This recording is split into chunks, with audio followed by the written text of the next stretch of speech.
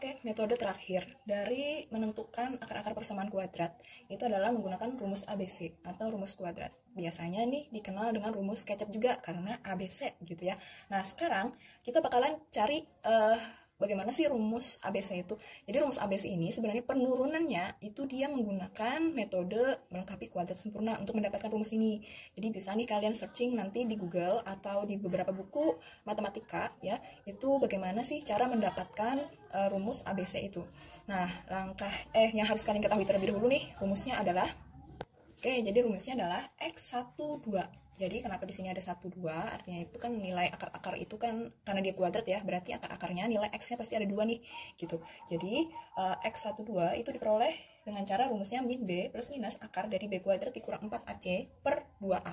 Apa sih A, B, C-nya itu? Nah, A, B, C-nya itu diperoleh dari bentuk umum dari persamaan kuadrat, yaitu A X kuadrat ditambah BX ditambah C sama dengan 0.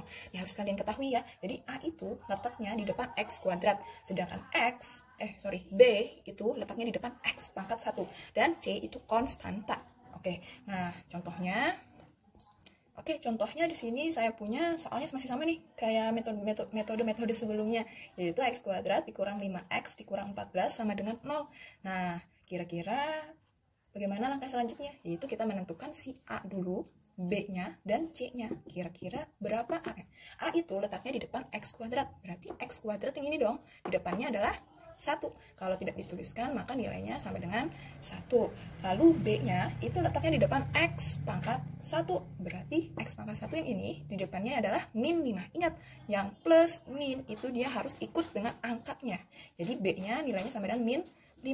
Lalu C-nya bagaimana? C-nya yang sendiri, nggak ada X, berarti min 14. Nah, kalau sudah seperti ini, baru kita masukkan ke rumusnya. Jadi X12 sama dengan min B. Berarti min, kita tulis dulu dari rumus ya, ada min nih, kita tulis min. Karena B-nya itu dia negatif, berarti kita harus kurungi. Plus minus akar dari B kuadrat, berarti min 5 pangkat 2 dikurang dengan 4 dikali ya 4AC, artinya 4 kali A dikali C. Jadi 4 kali A 1 dikali C. C-nya adalah min 14. Nah, oke, kita panjangi akarnya. Jangan lupa dibagi dengan 2A. Berarti 2 dikali 1. Wes, kita cari. Min kali min itu positif. Berarti positif 5 plus minus akar dari min 5 kuadrat. Min 5 kuadrat artinya min 5 kali min 5, yaitu positif 25. Terus dikurang pot 4, ini kita bacanya jadinya min 4 aja. Min 4 ya, min 4 dikali 1 positif, jadi min 4.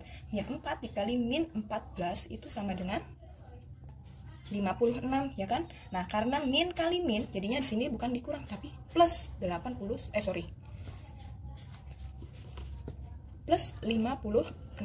Lalu kita bagi dengan 2 kali 1 yaitu 2.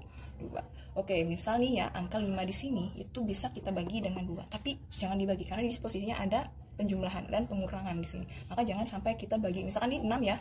6 di sininya 2. Nah, kalian hilaf, kalian bagi 6 sama 2 ini. Nah, itu keliru ya cara menyelesaikannya. Jadi jangan diapa-apai dulu, kita selesaikan terlebih dahulu yang di dalam akar. Jadi kita peroleh di sini 5 plus minus akar dari 25 ditambah 56, jawabannya adalah 81 dibagi dengan 2. Oke, sampai sini jangan diapa-apai dulu.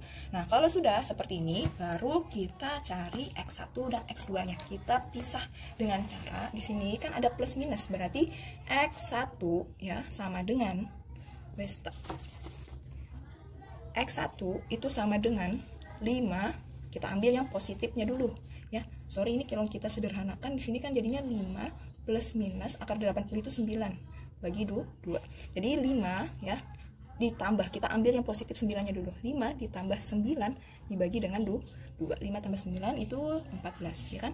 14 dibagi dengan 2 itu sama dengan 7.